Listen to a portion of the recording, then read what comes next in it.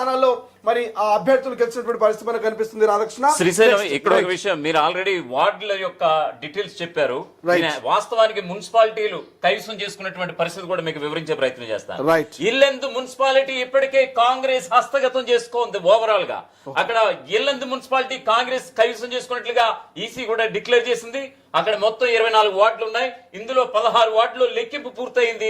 ఇప్పటికే 12 వార్డులు అంటే మెజారిటీ వార్డులు ఏదైతే మ్యాజిక్ ఫిగర్ రావాలో మున్సిపాలిటీని కైవసం చేసుకోవడానికి ఖచ్చితంగా కాంగ్రెస్ హస్తగతం చేసుకున్నట్లుగా తెలుస్తోంది. 2 చొప్పున బీఆర్ఎస్ అలాగే స్వతంత్ర అభ్యర్థులు గెలుపొందడం జరిగింది.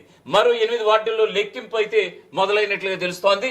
ఏదేమైనా సరే 24 వార్డుల్లో సగానికి సగం 12 వార్డులు ఆల్రెడీ క్లీన్ స్వీప్ చేసినటువంటి పరిస్థితి. సో ఆల్రెడీ ముందే ఈసీ ప్రకటించక ముందే అక్కడ విజయం డిక్లేర్ అయినటువంటి పరిస్థితి ఇల్లెందు విషయానికి సంబంధించి.